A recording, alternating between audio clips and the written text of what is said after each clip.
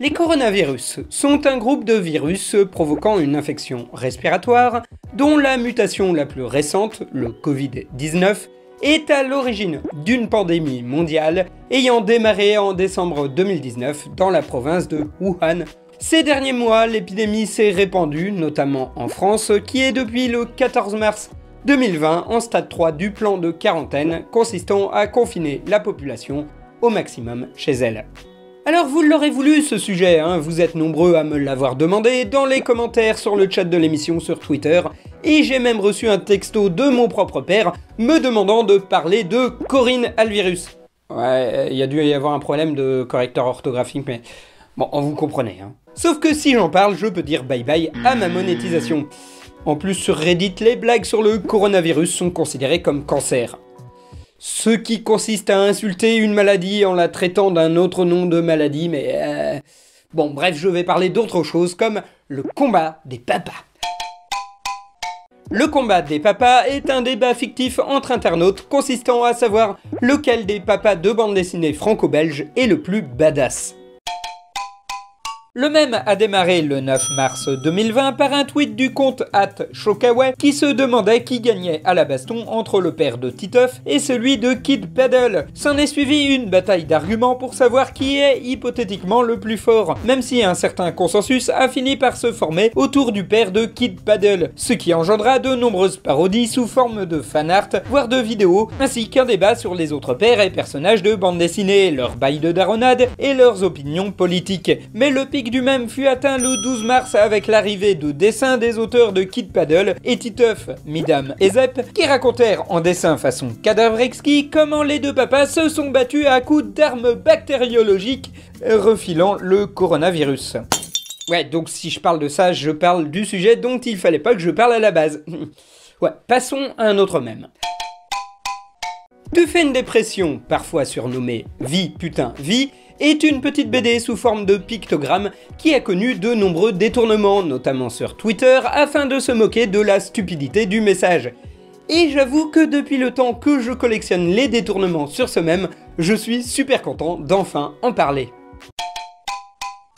Le comic strip se présente sous la forme de pictogrammes imitant les panneaux de signalisation et raconte ceci. Tu fais une dépression? Sors tout de suite de chez toi! Pèse, lis un livre, monte un phoque, tire à l'arc, fais du snowboard! Vis putain, vis! La plus ancienne trace de cette BD a été un partage le 1er novembre 2018 par le groupe Facebook Madame Connasse. J'ignore s'ils en sont à l'origine ou si c'est un repost. Et si c'est un repost, je n'ai pas très envie de rechercher son auteur.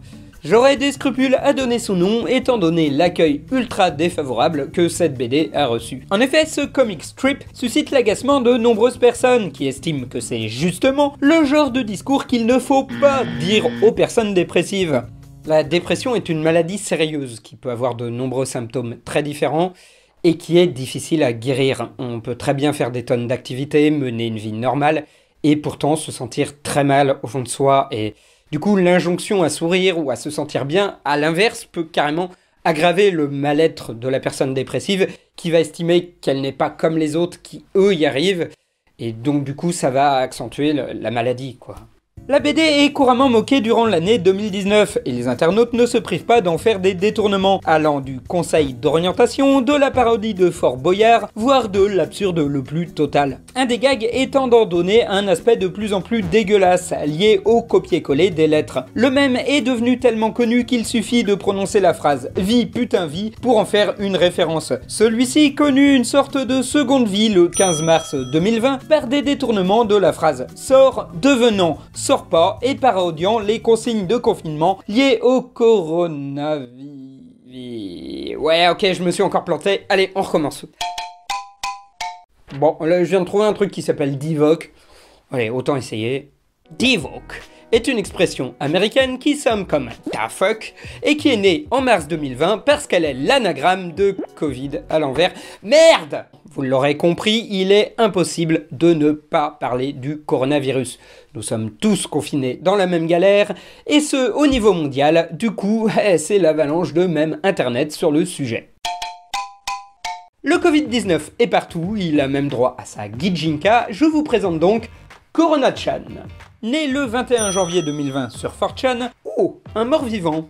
Corona-chan est représentée sous les traits d'une chinoise qui boit de la Corona. Si ses yeux sont parfois rouges, afin de refléter sa dangerosité, il arrive qu'elle ait les yeux du même vert qui est utilisé pour représenter le coronavirus. Elle porte dans les cheveux de petites boules qui sont parfois transformées en tête de mort ou en représentation du virus lui-même. Si elle est pote évidemment avec Ebola-chan, elle est vue en couple avec Coronavirus, un personnage de coureur de chars romain apparu dans l'album Astérix et la Transitalique. En réalité, ça n'est pas vraiment une coïncidence, le terme coronavirus existe depuis les années 60 et il avait déjà été utilisé abondamment lors de l'épidémie de SRAS de 2003. D'ailleurs, l'équipier de coronavirus s'appelle Bacillus. Preuve que vraiment c'est pas un hasard. Corona-chan adore parcourir le monde, une caractéristique que l'on retrouve aussi dans un autre mème nommé « Les gens qui ont le coronavirus aiment voyager » et qui pointait du doigt les gens qui, en dépit des consignes de sécurité, ont apporté le virus dans tel ou tel pays. Il expliquait ironiquement qu'un des symptômes, en plus de la fièvre et de la toux, était l'irrépressible besoin de parcourir le monde. Chaque étape de la pandémie correspond à l'apparition de mèmes internet. En phase 1, on pense que cela ne nous touchera pas, on fait des blagues sur TikTok sur la chanson It's Corona Time avec des photos de mauvais goût, on lance le hashtag Coronavirus Challenge, on s'amuse à mettre des personnages populaires sous des combinaisons de protection et on se demande qui a lancé une partie de Plague Inc. La blague est devenue tellement courante qu'elle a engendré un regain d'intérêt envers ce jeu. Les développeurs ont de leur côté versé 250 000 $ en faveur de la recherche et créé un mode où l'on doit sauver le monde d'une pandémie. En phase 2, on blague avec les consignes de sécurité. On parle du Wuhan Check, cette façon de se toucher avec les pieds pour dire bonjour, et on crée un générateur de paroles de chansons afin de les coller aux instructions pour se laver les mains. On parle aussi de la consigne, consistant à ne pas se toucher le visage, qui est impossible à respecter, et notamment par les gens qui nous demandent de le faire. La panique dans les supermarchés a fait l'objet d'un mème également, notamment sur l'obsession autour du PQ, un produit qui fut littéralement dévalisé dans les magasins dès le début du mois de mars. La blague, c'est que techniquement, avec un paquet de 12, vous pouvez tenir plusieurs semaines et que vous manquerez de plein d'autres produits vitaux avant de manquer de PQ. Tout le ridicule de cette ruée sur le papier toilette venu plus d'une auto-alimentation de la paranoïa. Comme on voit qu'un produit a tendance à se raréfier, on commence à en stocker encore plus. Puis vinrent les blagues sur le fait que les supermarchés se vident et depuis la phase 3, la constatation que ce sont les rues qui se vident. Les mesures de confinement arrivent dans tous les pays, d'abord l'Italie, ce qui offre de nombreuses vidéos de gens chantant à leur balcon, puis en France où l'on pointe du doigt ceux qui ne respectent pas cette mesure, où l'on lance le hashtag restez chez vous SVP, puis le hashtag restez chez vous, puis le hashtag restez chez vous bordel. Une consigne qui reprise à l'international devient hashtag stay the fuck home. Chaque grosse annonce gouvernementale fait l'objet d'un mème dans son pays respectif. Aux USA, c'est un graphique brandi lors d'une conférence présidentielle qui se retrouve photoshopé, tandis qu'en France, c'est la phrase « Nous sommes en guerre » prononcée par Emmanuel Macron qui suscite les détournements. J'en oublie certainement, mais ça fait déjà beaucoup pour le mois de mars. Et encore, vous n'avez pas vu le mois d'avril. Oui, parce qu'une blague récurrente est qu'après la menace de guerre nucléaire de janvier et le confinement de mars, l'année va aller en s'empirant. Et avril nous offrira au choix un débarquement alien, l'arrivée de l'étoile noire, ou celle de Xana, ou une fuite des cas les plus dangereux de la fondation SCP, ou le troisième impact, ou le fucking Katniarok. Et si vous ne savez pas ce qu'est le Katniarok, je vous renvoie à 2 adresses. La première étant une vidéo de mon camarade Janonymous sur le Longcat, la seconde étant la page Longcat de mon livre 50 icônes du net que je vends en ligne tant que j'ai encore des enveloppes.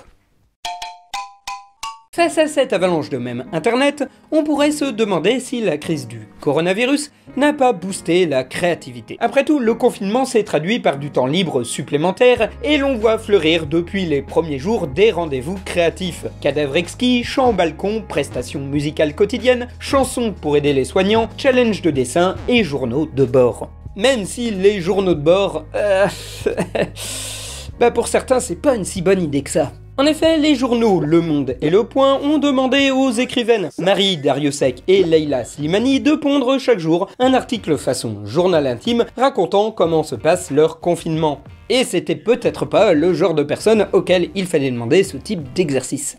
Logées dans une grande maison à la campagne avec leur famille, les deux autrices font part de leur vision de la situation en observant leur immense jardin ou en se baladant au bord de la mer. Le journal de Leila Slimani commence par « Cette nuit, je n'ai pas trouvé le sommeil.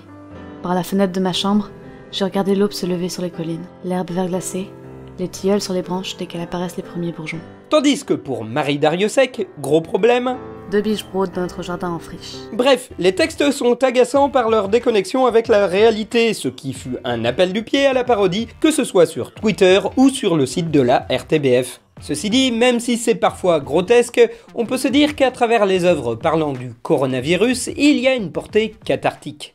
Même si des gens pinailleront sur mon utilisation de la catharsis, qui a en philosophie et en psychanalyse un sens bien plus complexe, n'est-ce pas Delphine? On est obligé de constater que chaque période de crise produit aussi de la blague. Il y a bien évidemment l'envie de commenter l'actualité, mais ça passe aussi par celle d'évacuer les peurs liées à une situation stressante, d'autant plus lorsque la menace est de l'ordre de l'inconnu.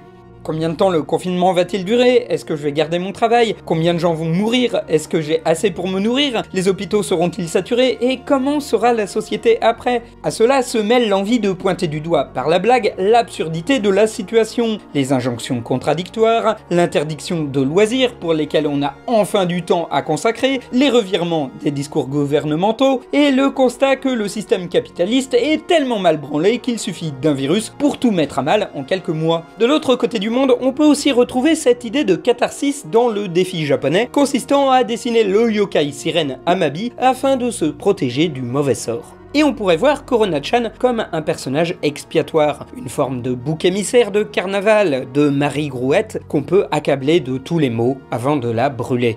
Mais d'un autre côté, ce regain de créativité lié à la crise est peut-être dû à un effet trompe-l'œil. La crise du Covid-19 impacte tout, l'actualité, les loisirs et la vie quotidienne. Il n'est pas idiot de penser que toute création sera liée au coronavirus, que ce soit dans son origine ou dans sa thématique. Les mêmes entrent dans la catégorie de la communication virale. Il n'est donc rien d'étonnant que les blagues autour d'un virus suivent le même schéma que sa propagation. De plus, les situations de crise ne sont pas bénéfiques à tout le monde. S'il y a des gens que cela va inspirer, il y en a d'autres que cela va démotiver. Quitte à parler de ma chapelle, la création YouTube n'a pas rencontré vraiment de boom. Alors certes, on a vu ressurgir des chaînes qu'on pensait mortes, mais d'un autre côté, toutes les chaînes avec des gros moyens et des gros studios sont au chômage technique, faute de pouvoir tourner. Et il y a énormément de chaînes qui n'ont pas l'air d'avoir vraiment changé. Ce sont principalement les gens qui tournaient déjà chez eux ou qui avaient l'habitude de bosser à distance via internet. Les chanteurs ont chanté, les critiques ont critiqué et les let's players se sont jetés sur le combo Doom Eternal Animal Crossing pour faire leurs vidéos. Et surtout, il y a un manque de challenge, parce que des vidéos chez nous, ça fait des années qu'on en fait. Au contraire, ce qui booste certains d'entre nous, c'est justement ce qui sort de l'ordinaire. Les gros projets, les crossovers, les événements. Et on est les premiers à avoir vu les conventions et les gros tournages se faire déprogrammer, et donc à revoir nos espérances à la baisse. Ce qui contribue à une forme de morosité ambiante. Ça et la bande passante de YouTube qui va diminuer. Bon, motivation ou pas motivation, les mêmes sur le coronavirus sont loin d'être taris. J'ai oublié de parler d'un certain nombre d'entre eux, et je pense qu'à l'heure où je vous parle, ou celui où je vais faire le montage, de nombreuses blagues sont en train d'être créées. Du coup, il y aura sûrement une seconde vidéo sur le sujet. Et voilà, il n'y a pas vraiment d'après-vidéo, hein, vu qu'il n'y a pas de sponsor, que les conventions sont déprogrammées pour le mois d'avril, hein. Pour le mois de mai, ça va être chaud. Puis bon, je vais pas vous demander de soutenir la chaîne, il y a peut-être d'autres secteurs qui ont besoin d'argent en ce moment, plus que moi. Donc voilà, prenez soin de vous, lavez-vous les mains, restez chez vous, mais je pense que c'est un petit peu ce qu'on fait tous. L'idée c'est qu'on va essayer de garder le moral, donc voilà, à la prochaine.